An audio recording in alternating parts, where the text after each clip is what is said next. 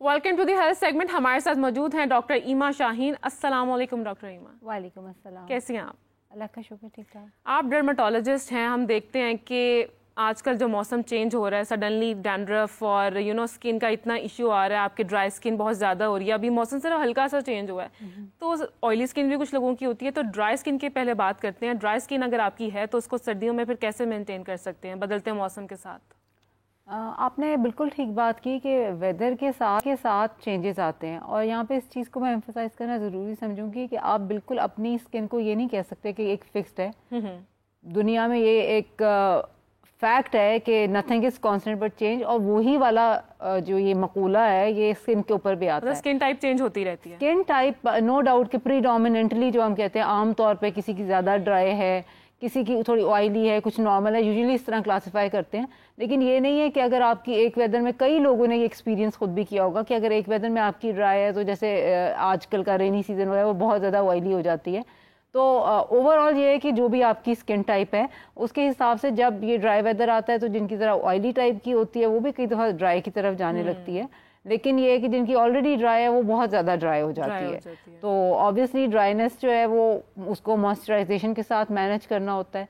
लेकिन विंटर्स में ज़्यादातर जो प्रॉब्लम ये आता है कि हमारा लिक्विड इंटेक कम हो जाता है। पानी बहुत कम पीते हैं, हर तरह का लिक्विड कम पीते हैं। लेकिन जब हम बात करते हैं पानी की तो ये कोल्ड ड्रिंक्स हो गए, चाय हो गई, ये ग्रीन टी वगैरह, इसको मैं लिक्विड में इसलिए नहीं लूँगी क्योंकि ये जो है डायूरेटिक होते हैं, यानी आप इनको पेशाब आवर कहते हैं। इससे पानी और ज़्यादा निकल जाता है। और इसी तरह हाई शुगर कंटेंट जो होता है वो उसको नॉर्मलाइज करने के लिए आपका वाटर का वो जो बैलेंस है वो सही मेंटेन नहीं होता। तो ये है कि सबसे पहले तो ये कि स्किन को ड्राइनेस से बचाने के लिए हाइड्रेशन जो आपकी है, यानी पानी आप अपना एडिक्वेट पानी, यानी जब आपको प्यास लगती है, बॉडी में अल्लाह मियां ने बड़ा अच्छा थर्स्ट मैकेनिज्म बनाया हुआ है, आपको प्यास फील जैसे होती है वो पानी ज़रूर पिएं। सर्दियों में ये ना करें कि अब मुझे वॉशरूम ना जाना पड़े तो इसलिए मैं पानी ना पीऊँ। तो पानी का इंटेक आसान तरकीब ये है कि वाटर बॉटल साथ में रखें ताकि आपको याद रहे, और जब आपको प्यास लगे ईजी एक्सेस में हो आप फ़ौरन से पी लें। दूसरी इंपॉर्टेंट बात यह है कि जो आउटर वेदर आपका ड्राई हो गया है और जो मॉइस्चर है भी उसको ड्राई विंड की वजह से वो मॉइस्चर लॉस होगा, उसको इम्प्रूव करने का आसान तरीका मॉइस्चराइजेशन है। गर्मी हो या सर्दी हो, मॉइस्चराइजेशन जो स्किन की नॉर्मल, बहुत सारे लोग स्किन केयर रूटीन का पूछते हैं, उसमें मॉइस्चराइजेशन जो है वो इंटेग्रल पार्ट है। आपकी कोई भी स्किन टाइप हो, अगर आपकी ऑयली भी स्किन है उसके मॉइस्चराइजर्स डिफरेंट होते हैं जिसमें जो ऑयली कंपोनेंट कम होता है लेकिन यूजुअली जेल फॉर्म में होते हैं। लेकिन मॉइस्चराइजेशन आपको ज़रूर करनी चाहिए। और एक बहुत इंपॉर्टेंट रूल ये है कि जब आपने अपना फेस वॉश किया है उसमें डैम्प स्किन के ऊपर टॉवल ड्राइड हो या थोड़ी हल्की भी गीली हो तभी मॉइस्चराइजेशन कर लें। जो भी आपको मॉइस्चराइजर है वो लगाएं ताकि वो लॉक हो जाए। डॉक्टर ईमा, कुछ लोगों की स्किन टाइप मिक्स होती है, लाइक टी जोन ऑयली होता है, बाकी सारा ड्राई होता है, तो उनको कैसे मेंटेन करना चाहिए? असल में बात इस तरह है कि जो ये टी जोन, सारे लोग कहते हैं स्वेटिंग फेस पे ज़्यादा होती है, टी जोन ज़्यादा ऑयली है, तो इसके पीछे भी ये एक कुदरत का कारखाना चल रहा है। जो आपके ऑयल प्रोड्यूसिंग ग्लैंड्स होते हैं स्किन में, वो ये जो टी जोन आप जिस एरिया को कहते हैं, या ये front of chest, back of chest, यहाँ पे ज़्यादा होते हैं। तो ऑयल जब प्रोड्यूस होता है तो उन एरियाज़ में ज़्यादा आता है। अब ये है कि अब उसको मैनेज करने के लिए अगेन जो मैंने कहा कि आप मॉइस्चराइजेशन ज़रूर करें, और अगर आपको बहुत ऑयली फील होती है तो आप जेल फॉर्म में मॉइस्चराइजेशन करें। उसके अलावा ये है कि जैसे आप अपना फेस वॉशेस वगैरह ऑयली स्किन टाइप के लिए जो है, एक्नी प्रोन ज़्यादा हो जाती है ऑयली स्किन, उसमें जो माइल्ड फ्रूट एसिड वगैरह इंक्लूडेड होते हैं उससे अच्छा मैनेज हो जाता है। और मेकअप करते हुए लोगों को बहुत इशू होता है कि ऑयल आ जाता है, तो आप पाउडर फॉर्म में ज़्यादा यूज़ करें। जो क्लीनिंग फॉर्म होता है वो ज़्यादा ग्रीजी, ज़्यादा ऑयली करता भी है, और उसके अलावा लेटर ऑन एक्नी का प्रॉब्लम भी एग्रीवेट करता है। एग्जैक्टली लेकिन कुछ लोग वैसलीन भी सर्दियों में बहुत इतनी ज़्यादा रात को मुंह पे लगा के सो जाते हैं, लेकिन एक्नी तो फिर जिनको इशू होता है, एक्नी होती है उन्हें, तो यूज़ करनी चाहिए। वैसलीन जो है वो हम उसको यही कहते हैं कि ओक्लूजन का मतलब ये है कि जो आपके पोर हैं, जिल्द के जो मसाम है वो बंद हो जाते हैं। जब वो जिल्द के मसाम बंद हो जाएंगे तो ज़ाहिर है उसके अंदर जो ऑयली सिक्रीशन जो स्किन खुद प्रोड्यूस कर रही है वो ब्लॉक हो जाती है। जब वो ब्लॉक हो जाती है तो अगर उसमें इन्फेक्शन हो या ना हो, रेडनेस, दाने, पिंपल्स बनते हैं।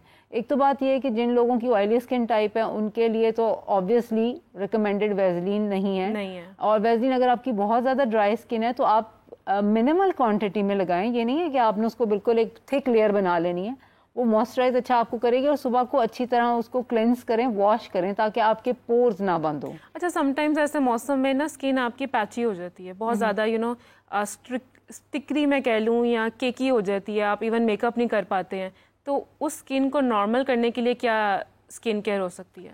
देखिए, वो जो आप केकी की या ड्राई, वो बेसिकली ड्राइनेस ही है। कुछ लोगों में ये ड्राइनेस बहुत ज़्यादा, क्योंकि स्किन ज़्यादा ड्राई है और वो मेंटेन भी उस तरह नहीं कर रहे, मॉइस्चराइजेशन नहीं कर रहे, तो फिर वो पैचेस वाइट पैचेस, तो थोड़े थोड़े उसके ऊपर हल्के हल्के स्केल्स भी आने शुरू हो जाते हैं। तो उसको कई दफ़ा वो रेडनेस भी, खारिश रेडनेस शुरू हो जाती है, जिसको फिर हम एक्जिमा कहते हैं। जस्ट वाइट पैचेस हो तो वो भी एक एक्जिमा की टाइप होती है, पीएल्बा।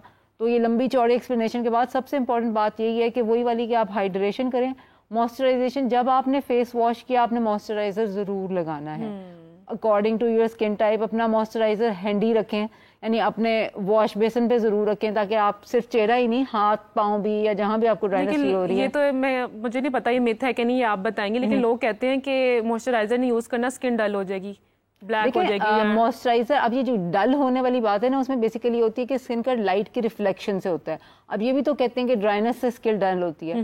बेसिकली लाइट का प्रिंसिपल ये है कि जब, जैसे अगर वो स्मूथ सरफेस पे, जैसे आप जो देख रही हैं जार, ये इसका बिल्कुल प्लेन है, जब उस पर लाइट पड़ती है, उसकी रेगुलर रिफ्लेक्शन होती है और वो बहुत चमकदार लगती है। जैसे ये टेबल है, इसकी रफ सरफेस है, वो इरेगुलरिटी वाला कॉन्सेप्ट। जब आपकी स्किन सही हाइड्रेटेड, सही मॉइस्चराइज नहीं होगी तो डल लगेगी। जब आप ऑयली चीज़ ज़्यादा लगाते हैं, कई दफ़ा ये होता है कि नाइट क्रीम, जो कोल्ड क्रीम्स वगैरह होती हैं, वो रात को लगाई जाती हैं। डे टाइम में जब आपने स्किन पे लगाई हुई, आपकी स्किन काली नहीं हो गई, यानी उसमें मेलानिन नहीं बढ़ गया, लेकिन क्योंकि वो लाइट की रिफ्लेक्शन इस तरह हो रही है कि वो आपको जो वो एक स्मूथ वाली ग्लो जो है वो नहीं मिल रहा। तो उस टाइम के ऊपर आप इस ज़्यादा ऑयली चीज़ ना यूज़ करें। आप जो भी आपका मॉइस्चराइजर थोड़ा लाइटर वाला होता है, क्रीम फॉर्म में ना हो, लोशन फॉर्म में हो, वो आप ज़रूर लगाएं। अपना अगर मेकअप वगैरह करना है, स्किन प्राइमर, सन ब्लॉक ज़रूर इस्तेमाल करें। सर्दी में लोग सन ब्लॉक इस्तेमाल करना भूल जाते हैं कि धूप तो है नहीं, हम नहीं लगा रहे सन ब्लॉक, लेकिन ये एक बहुत बड़ा मिसकॉन्सेप्ट है, बहुत बड़ी मिथ है कि क्लाउडी हो गया तो बिल्कुल सनलाइट नहीं है, तो ये नहीं ज़रूरत।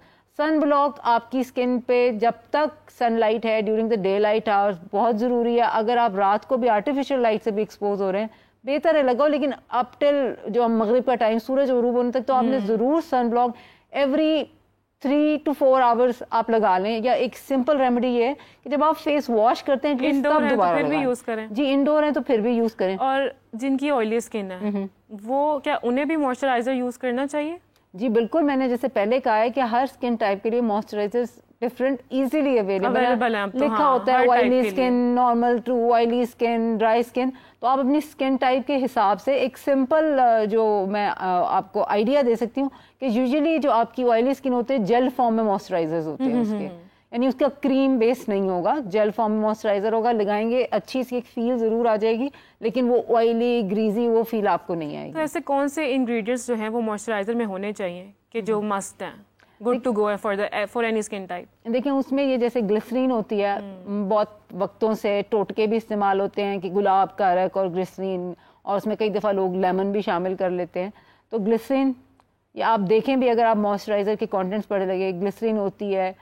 Liquid paraffin very refined form में जो यूज़ होती है, वो ऐसे लिक्विड पैराफिन थोड़ी सी ओक्लूजन करती है। ये जो आपकी वैसलीन वगैरह के अंदर white soft paraffin, liquid paraffin के मिक्सचर्स होते हैं, तो पैराफिन जो है वो अगर वो अच्छी तरह उसकी कॉन्स्टिट्यूशन हुई है तो वो होना चाहिए। अगर आपकी बहुत ऑयली स्किन है तो आप वो अवॉइड कर सकते हैं। उसके अलावा ये कि सेरामाइड स्किन का अपना नेचुरल कॉम्पोनेंट है, तो उसको वो आर्टिफिशियली सिंथेसाइज होते हैं वो। फिर हाइलुरोनिक एसिड आजकल बहुत इन फैशन है, बिल्कुल यूज़ करना भी चाहिए, क्योंकि वो आपकी स्किन का जो आपकी स्किन की सेकंड लेयर है, जिसको हम डर्मिस कहते हैं, उसका मेन कंपोनेंट है और वो पानी को रिटेन करता है।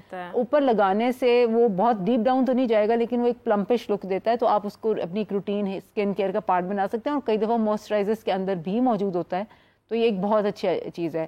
फिर कई लोग जो है वो ज़रा मेरी तरह कोशिश करते हैं कम से कम चीज़ें हो, तो उसमें यह कि मॉइस्चराइजर्स के साथ ही सन ब्लॉक्स शामिल हैं, और ये कई लोग tinted products easily available, tinted sunblock वो भी, लेकिन वो चीज़ें अगर उसमें शामिल हो तो अगर आपको सूट कर रही हैं तो आप वो कर सकते हैं, वरना अलग अलग अगर आप प्रेफर करते हैं कि अलग अलग लगाएं तो वो भी। लेकिन जैसे आपको मैंने बताया कि ग्लिसरीन हो गई, सेरामाइड्स हो गए, उसके अलावा कई दफ़ा विटामिन ई वगैरह भी इंक्लूडेड होता है, वो एक एडेड ऑन चीज़ है। लेकिन यह है कि ग्लिसरीन, सेरामाइड्स उसके बाद हाइलुरोनिक एसिड, ये कुछ इंपॉर्टेंट कंपोनेंट्स हैं जो जरूर होने चाहिए। पानी तो होता ही होता है, एक्वा उसके अंदर, एक्वा इज वाटर। और हाइड्रेशन भी जैसे डॉक्टर ईमा ने हमें स्टार्ट में बताया था मस्ट है। Well thank you so much doctor Emma for joining us and shedding light. और इतना इंपॉर्टेंट टॉपिक है, लोगों को मेरे खुद स्किन के बड़े इशूज है, सब लड़कियों को होते हैं। एंड आई होप कि ये जो सेगमेंट था आप सबके लिए इन्फॉर्मेटिव रहा होगा। और इसी के साथ बढ़ते हैं हम अपने दूसरे सेगमेंट की तरफ, which is words in and out.